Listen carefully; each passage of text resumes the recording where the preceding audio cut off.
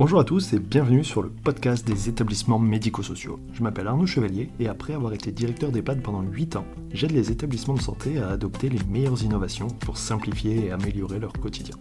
J'ai créé ce podcast pour partager les belles expériences portées par des gens passionnés. Avant de commencer, si vous appréciez ce podcast, vous pouvez vous abonner pour ne rater aucun épisode et encore mieux, mettre une note 5 étoiles sur Apple Podcast et le partager à vos collègues. Sur ce, bon épisode. Bonjour à tous, aujourd'hui je discute avec Clémence Mastin qui est cofondatrice de l'Adaptelier. Alors est-ce qu'on dit équipe, entreprise, start-up, atelier de couture? C'est vrai qu'on ne s'est jamais interrogé là-dessus, mais on dit c'est une entreprise, un service d'adaptation, je dirais, un service de couture. Ok, service de couture, alors qui du coup adapte les vêtements des personnes âgées en EHPAD ou en situation de handicap. Voilà, l'idée c'est d'adapter les vêtements et notre discussion aujourd'hui, le sujet vraiment, c'est moi ce que je trouve super intéressant avec ce que vous faites, c'est en fait l'approche, enfin l'angle gain de temps pour les équipes en ayant des vêtements plus adaptés. Il y a plein de sujets, et je pense que tu vas en parler sur l'estime de soi, la dignité, le côté pratique et tout, mais déjà pour les équipes, en fait, pas passer de trop de temps à essayer d'enfiler un vêtement parce que ça va pas, parce que c'est pas la bonne taille. Ben là, du coup, vous apportez cette réponse-là. Avant de rentrer dans le vif du sujet, je te propose de te présenter et de présenter l'Adaptelier. Ça marche. Du coup, bonjour Arnaud, moi c'est Clémence. Je suis une des 3 cofondatrices de l'Adaptelier, donc qui est un service de couture qui va adapter les vêtements de personnes vieillissantes, en perte d'autonomie ou en situation de handicap. Et avant d'arriver dans cette belle aventure, j'ai travaillé dans plusieurs EHPAD, donc à la fois en stage, en service civique ou même en apprentissage, sur différents domaines, l'optimisation des ressources, des processus, etc., en direct avec les équipes soignantes et après sur le domaine de la qualité. Et dernièrement, avant de lancer l'Adaptelier, je travaillais au CH de Valenciennes, donc en tant que cadre administratif délégué à la gestion de pôle. Donc un petit peu plus du côté administratif, mais toujours en lien avec les différents services de l'hôpital sur des projets un petit peu pilotes et stratégiques de l'hôpital. Alors, quel pôle? Est-ce qu'un pôle gériatrique, par exemple, ou rien à voir? Alors, du coup, moi, j'étais vraiment sur le pôle 13, donc c'est le pôle administration générale, mais c'est un pôle Ok. qui, en fait, comment dire, qui chapeaute un petit peu les autres services, sans qu'il y ait de hiérarchie forcément, mais voilà, qui est en lien avec tous les services, dont le pôle gériatrique, effectivement, qui est le pôle 6, ou des projets divers et variés. Mais ils ont leur propre budget, donc c'est un tout petit peu spécifique, contrairement à l'hôpital qui a un budget à part. Très bien. Parce que du coup, tu t'orientes sur un métier de gestion d'établissement, de direction de qualité et tout ça. Qu'est-ce qui fait qu'avec tes cofondatrices, vous êtes partis sur une voie un peu différente? C'est ça. Alors du coup, l'Adaptelier, c'est un projet étudiant au démarrage. Et en fait, moi, je travaillais dans un EHPAD sur lesquels il y avait des questions beaucoup de toutes les questions que j'imagine les établissements rencontrent, c'est-à-dire du turnover des équipes qui arrivent souvent à bout épuisées, fatiguées, des problématiques dans la gestion, l'optimisation de tout ce qu'on est responsable, etc., de faire. Et donc, il y avait des grosses interrogations là-dessus. Et quand on était du coup en master, on avait un projet à développer. Et du coup, j'étais avec Yael, qui est une autre cofondatrice de l'Adaptelier et qui, elle, était dans le domaine de la couture, où parfois elle était confrontée à des demandes. Donc, elle n'était pas couturière de base, mais elle travaillait en lien direct avec des couturiers à qui on demandait de l'adaptation de vêtements pour pouvoir justement les enfiler plus facilement. Moi, d'un côté, c'est-à-dire que j'avais des besoins parce qu'il y avait dans l'habillage ou même de manière générale des douleurs qui étaient ressenties dans ces processus quotidiens qu'était l'habillage. Et elle, de l'autre côté, on lui demandait d'adapter des vêtements et on s'est dit, en fait, il y a vraiment un truc à faire là-dessus parce que à l'heure actuelle, moi, je suis en lien avec des équipes qui cherchent tous les petits moments où elles peuvent gagner un petit peu de temps pour prendre plus en soin les personnes. Et de toi, de ton côté, tu as des vêtements qui sont pas du tout appropriés justement à ces personnes en situation de handicap ou vieillissantes. Et du coup, on s'est dit, mais qu'est-ce qu'on peut faire pour les aider en sachant que quand on arrive dans un EHPAD, finalement, on vient avec sa petite valise, ses vêtements. Et du coup, nous, ça nous tenait à cœur de partir de l'existant, donc de leurs vêtements, ce qui fait partie de leur personnalité et de leur identité, pour vraiment s'approcher au maximum de ce qui leur appartient et vraiment partir de l'existant. Donc, on s'est dit, il y a vraiment un truc à faire sur l'adaptation des vêtements. Et en fait, bah, c'est un sujet qui est passionnant et qui, du coup, m'a éloignée de ce que je faisais de base, c'est-à-dire plutôt de la gestion administrative. Et à force de s'y plonger et de s'y intéresser, on s'est dit qu'il y avait vraiment quelque chose à lancer pour non pas seulement aider les pads dans lesquels on travaillait, mais pouvoir aller plus loin et pour pouvoir aider tout le monde, entre guillemets. Et du coup, est né l'Adaptelier après ce projet étudiant. Cool. Du coup, concrètement, aujourd'hui, vous faites quoi? Alors aujourd'hui, du coup, on s'est lancé en février, donc on a encore une toute jeune entreprise, un tout jeune service. Pour autant, on travaille en direct avec les établissements médico-sociaux et les particuliers pour vraiment adapter leur garde-robe. Donc vraiment, aujourd'hui, ce qu'on fait, c'est qu'on part de l'existant en proposant des solutions pour adapter les vêtements.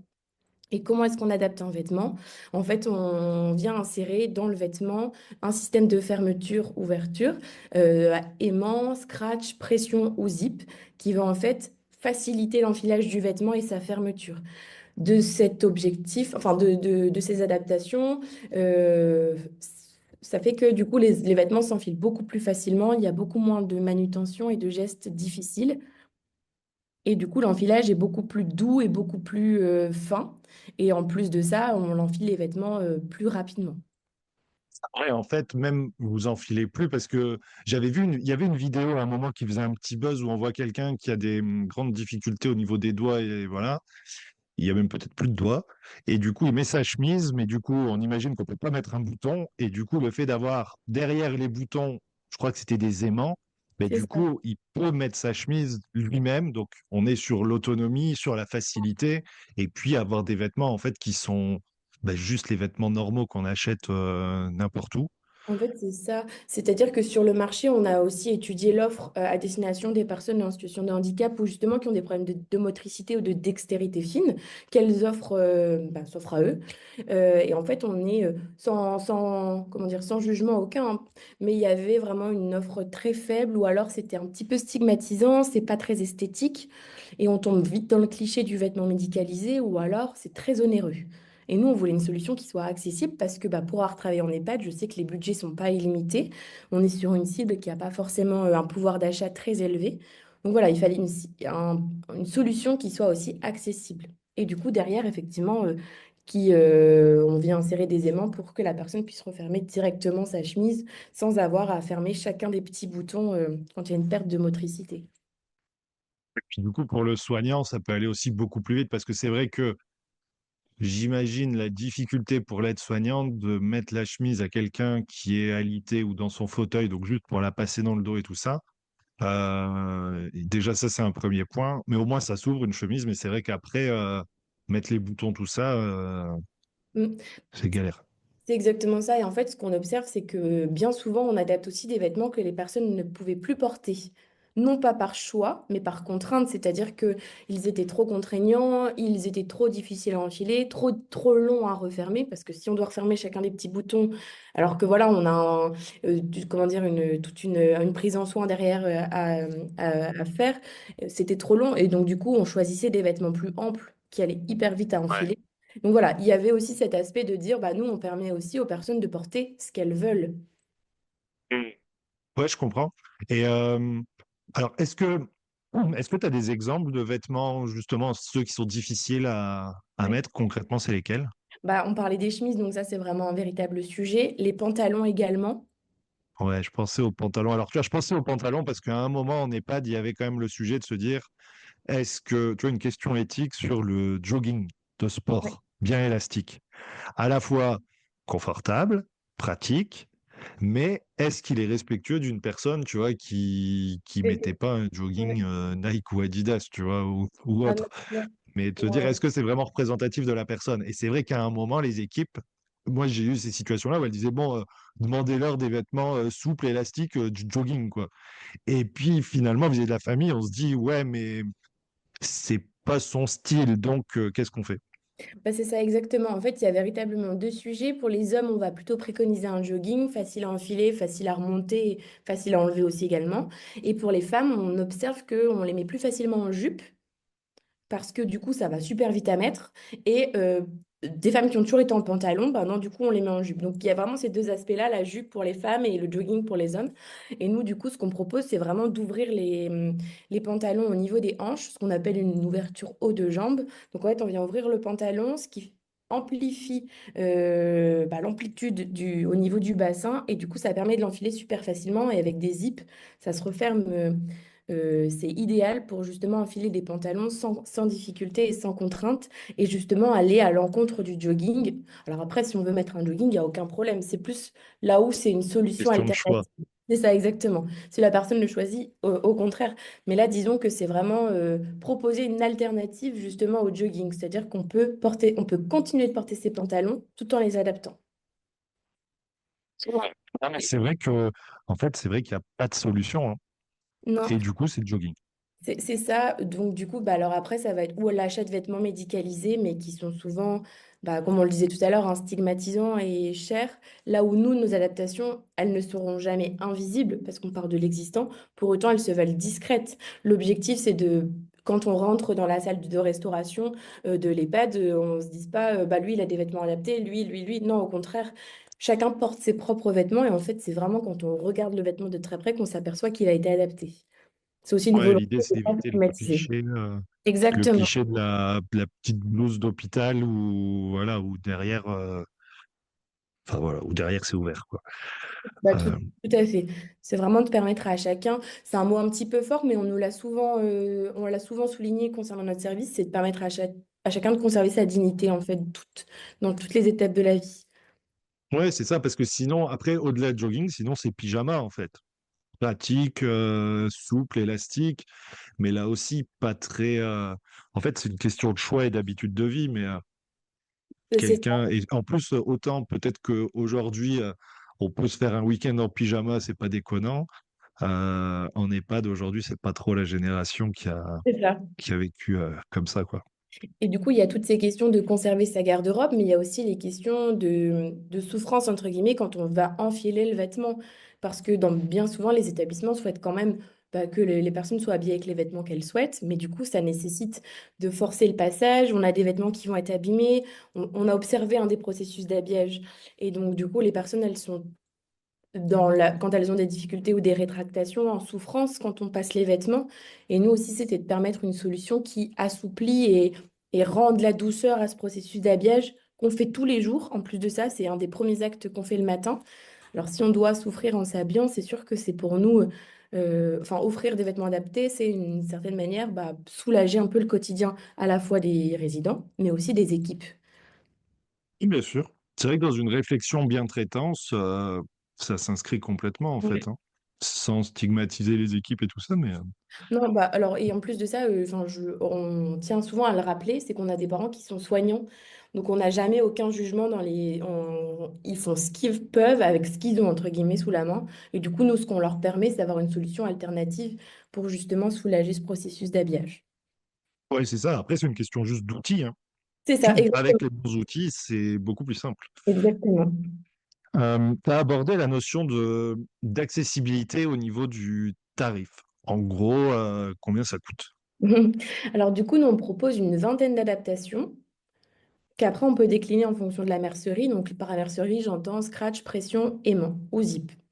Et du coup, on a deux catégories d'adaptation. On va avoir les adaptations scratch et pression et les adaptations avec aimant, qui sont plus rapides et du coup un petit peu plus ergonomiques. Mais du coup, ils font compter une moyenne entre 20 et 30 euros par adaptation. En sachant D'accord. qu'on propose en fait deux packs. Donc un pack découverte qui permet en fait de tester la solution, donc avec deux vêtements pour 30 euros.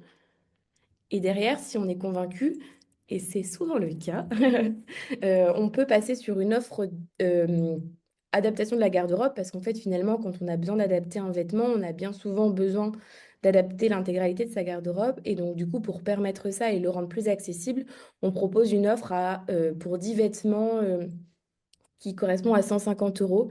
Donc, soit un vêtement pour 15 euros.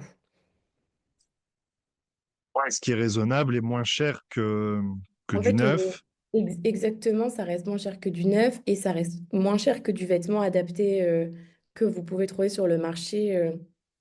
qui sont à l'heure actuelle, pour l'équivalent, une chemise adaptée, ça va être aux alentours de 89 euros, alors que du coup, bah là, pour 29 euros, vous pouvez avoir la même et c'est la vôtre, quoi. Avec une petite logique développement durable. Complètement. Et c'est un axe fort qu'on met aussi en avant, c'est-à-dire qu'on adapte l'existant, donc on favorise le réemploi.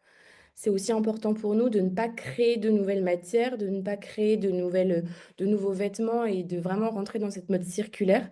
Donc on propose d'adapter l'existant.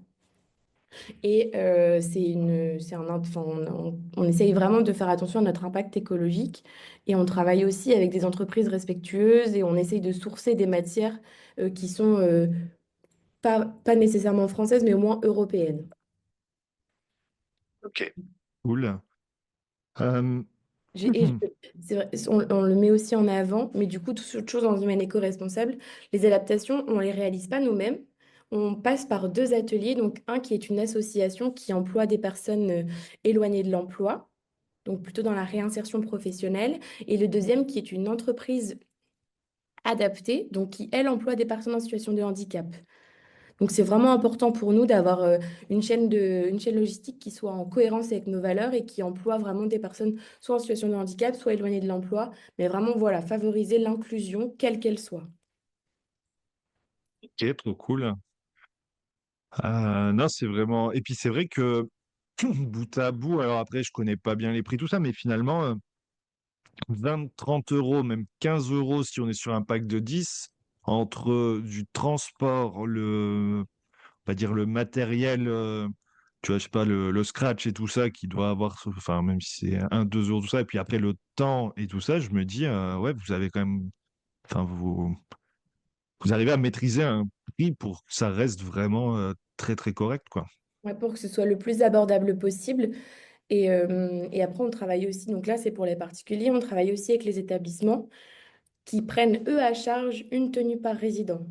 Pour l'instant, on a Ok. 3 établissements de la métropole lilloise avec lesquels on travaille, qui, eux, ont vraiment décidé d'investir dans une tenue par résident. Donc, c'est eux qui prennent à charge ce coût. L'objectif pour eux, c'est la qualité de vie au travail, un impact RSE certain et vraiment toutes ces notions de bientraitance. Ouais. Mais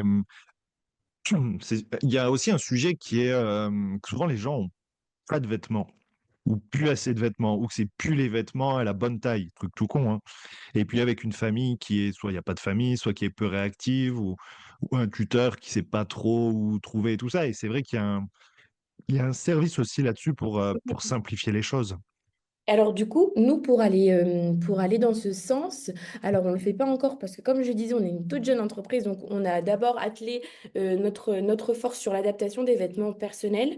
Pour autant, l'année 2025, on va mettre en place des packs, donc par taille, directement adaptés que les personnes vont pouvoir acheter. Donc ce sera en fait l'achat d'un produit. Et pour aller dans le sens de ce que j'ai tout à l'heure, on ne crée pas de nouveaux vêtements. Ce qu'on fait, c'est qu'on vient récupérer des stocks dormants de marques, donc, c'est des vêtements qui ne seront plus sur le marché, qui ne seront pas vendus. Et nous, au lieu d'aller les détruire, ce qu'on fait, c'est qu'on essaye de les récupérer. Donc voilà, toujours, on ne crée pas de nouveaux vêtements, on récupère ce qui existe, on en fait des packs par taille. Et du coup, les personnes vont pouvoir, en fonction de leur difficulté à l'habillage, choisir un pack qui leur correspond. Justement, parce qu'on nous a fait la remarque qu'il y avait des changements de taille au niveau de l'entrée en EHPAD, ou alors malheureusement, c'est suite à une hospitalisation et du coup, il n'y a pas de vêtements, où il n'y a plus de vêtements adaptés. Et donc, du coup, on change complètement la garde-robe. Donc, on va proposer ce service-là en 2025. Ouais, c'est super intéressant. Du coup, il y a déjà des établissements sur le coup. La question, c'est, alors je sais que c'est récent et vous êtes sur le sujet. Pardon. Mais du coup, quel impact on peut voir pour les professionnels? Parce que pour les résidents, sans doute, pour ce qu'on a compris, mais du coup, pour les professionnels, est-ce que vous avez pu mesurer un petit peu? Qu'est-ce que ça change? Qu'est-ce qu'on voit? C'est quoi les premiers retours? Alors, les premiers retours, c'est beaucoup moins de manutention. Ça, on peut le prouver. En fait, on a fait une étude d'impact dans 3 terrains d'expérimentation distincts. Donc, on a 15 personnes vraiment sur lesquelles on a observé le processus d'habillage avant, avec des vêtements non adaptés. Et on l'a observé après, avec des vêtements adaptés. Donc, on a étudié 70 séances d'habillage. Et du coup, ce qu'on observe, c'est que après ces 70 essais analysés, on a une réduction significative des contraintes dans 50% des cas dès la première utilisation. Il faut savoir aussi qu'une adaptation, je le décrirais pas comme un outil technique, mais un petit peu quand même. C'est-à-dire que ça vient vraiment aider. Il y a quand même un tout petit temps de compréhension à avoir comment ça fonctionne, comment je le referme et comment je change mes modalités d'habillement. C'est-à-dire que là où je devais déplacer la personne d'une certaine manière, je vais le faire différemment avec l'adaptation. Donc ça nécessite voilà, un petit temps de compréhension qui du coup joue un petit peu sur le temps nécessaire pour habiller quelqu'un au démarrage, mais après qui est vite rattrapé une fois qu'on a compris comment ça fonctionnait. Donc on a déjà un gain de temps observé de 15% dès la première utilisation, par exemple. Donc à savoir que dès que les utilisations, elles sont, comment dire, elles sont actées et elles rentrent dans l'habitude, on est sur un gain de temps bien plus important. On a aussi un impact. Déjà au début, même quand on ne sait pas bien l'utiliser, on gagne du temps. Ouais, c'est ça. C'est un peu ce que, ouais, c'est exactement ça en résumé. Ensuite, on a un impact notable sur les gestes techniques. Donc là, c'est Ouais. un petit peu contre-intuitif, mais en fait, on permet d'avoir plus de gestes techniques. Alors, du coup, pourquoi est-ce que c'est bien? En fait, un geste technique, ça va être juste tendre le bras, par exemple. Et donc, de ce fait, on permet d'avoir une mobilité et une motricité plus douce et plus fine. L'habillage se fait de manière beaucoup moins forcée et de manière beaucoup plus naturelle. Et donc, du coup, on va multiplier les gestes, ce qui fait que ça va se faire dans beaucoup plus de douceur. Et donc ça, c'est super positif pour les soignants parce que du coup, derrière, ça veut dire beaucoup moins de TMS, beaucoup moins de force sur le tronc, beaucoup moins de gestes douloureux, à la fois pour le soignant et aussi pour la personne qui est habillée. Parce que du coup, on passe dans un habillage qui est beaucoup plus fin et beaucoup plus doux. Ensuite, on observe beaucoup moins de flexion du tronc. Donc, du coup, ça aussi limite les efforts répétitifs pour les soignants. Et du coup, dès la première utilisation, on a une évaluation moyenne des soignants d'à peu près 8,3 sur 10. Donc, c'est-à-dire qu'on a 8 soignants sur 10 qui sont convaincus dès la première utilisation. Ouais, donc c'est énorme. Parce que souvent, ils n'aiment pas trop quand ça change, En fait, les nouveaux trucs. exactement. C'est On pour les ça que, connaît. alors du coup, réfraction au changement ou parce que du coup, il faut apprendre à le réutiliser. Comme je dis, ça change un petit peu les habitudes. Et en fait, on s'aperçoit vite qu'il est vite, il rentre vite dans les habitudes. On s'approprie vraiment l'adaptation. Et on a travaillé aussi avec des EHPAD sur du one shot où on a adapté quelques vêtements. Et en fait, on nous rappelle en nous disant les soignants ont trouvé ça génial. On veut en adapter plus. Ou les familles sont OK pour faire adapter toute la garde-robe. Donc voilà, il y a vraiment un impact significatif sur la qualité de vie au travail avec moins de manutention, moins de flexion, moins de gestes répétitifs et douloureux, un gain de temps. Mais du coup, ce qu'on met aussi en avant, c'est effectivement ce gain de temps, mais aussi cette qualité de l'habillage qui vraiment ressort. C'est-à-dire qu'à la fois pour le résident et à la fois pour le soignant, on fait de l'habillage un moment de plaisir et plus de souffrance.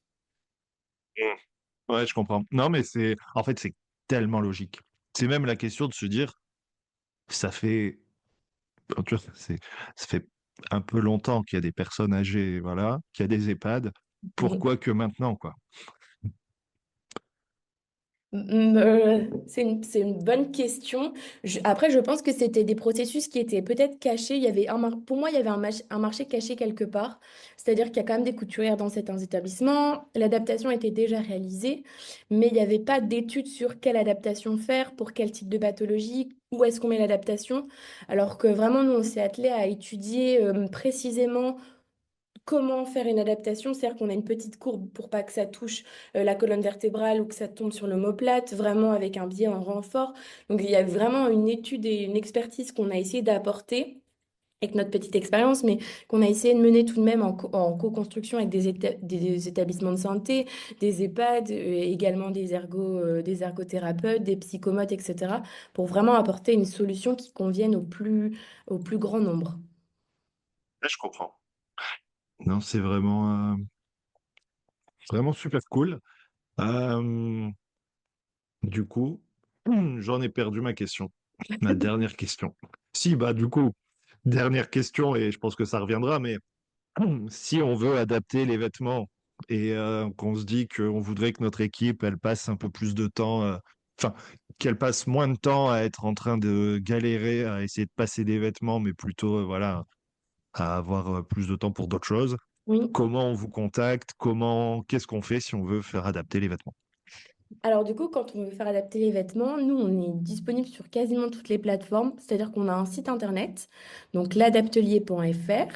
Donc l'adaptelier, c'est LADAPTELIER.fr, donc sur lequel vous allez retrouver toutes nos informations. Après, on a aussi un lien LinkedIn au même nom et un numéro de service client sur lequel vous pouvez nous appeler directement. Donc c'est le 07 57 02 20 74. Et du coup, à travers ce numéro-là, on vous conseille dans l'adaptation, dans le choix et dans la meilleure solution pour votre établissement, en sachant que voilà, investir une tenue par résidence, ça permet de réduire quasiment 75% des manutentions à l'habillage. C'est aussi ça, c'est-à-dire que une tenue par-ci, par-là, vous allez avoir un impact, certes, mais en fait, c'est vraiment investir de manière...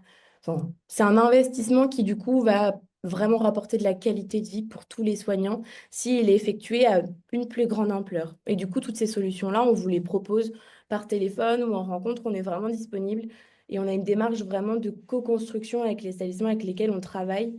Donc, pas hésiter à nous appeler si vous avez ne serait-ce que des questions, des interrogations sur les échanges qu'on a pu avoir aujourd'hui, ou même des recommandations ou d'autres types d'adaptations que vous n'avez pas trouvées. Vraiment, on est dans l'échange au maximum. Bien. Non, mais c'est vraiment super. Pendant que je faisais le calcul rapidement, mais parce que du coup, logique de comptable, on, on achète un vêtement 30 euros. En gros, on va gagner quoi sur un habillage? C'est, allez, 1 minute ou deux à l'habillage, 1 minute au déshabillage.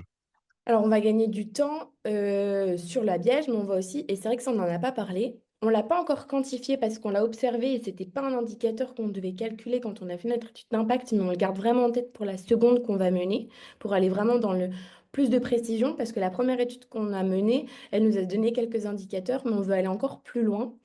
Et du coup, on a observé que le processus d'habillage se fait généralement à deux.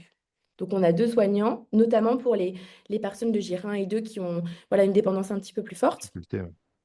Il se fait à deux. Et en fait, ce qu'on a observé, c'est qu'avec un habillage avec des vêtements adaptés, finalement, la deuxième personne, elle ne trouvait plus vraiment sa place. Parce que du coup, la charge étant moins lourde et les gestes étant plus fins, on n'a plus besoin de déplacer autant la personne. Donc finalement, on n'a pas forcément besoin d'être deux. Donc en fait, finalement, quand on pousse, c'est même quasiment une personne à l'habillage qu'on pourrait Ouais, éventuellement. dans certains cas, ça doit pouvoir le faire, hein. Exactement, mettre sur, je sais pas, mise en beauté ou l'application d'une crème sur les mains. Enfin voilà, plus de la prise en soin et du care que sur vraiment un processus d'habillage purement fastidieux où il y a juste l'habillage, quoi. Mais vraiment prendre soin, d'être dans le prendre soin et c'est une personne qui pourrait être réallouée à ce genre de petites missions quotidiennes. Ok. Super. Eh ben, merci pour toutes ces infos. Maintenant, on sait où vous trouver.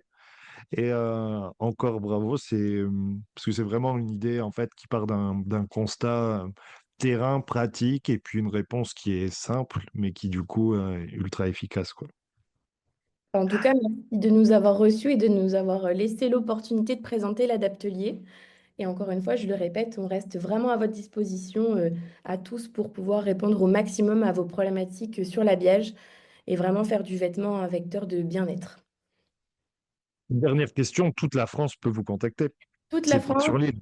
toute la France peut nous contacter et également des établissements en Belgique, Luxembourg, Suisse. On fonctionne avec il est possible en fait de nous envoyer les colis par la poste.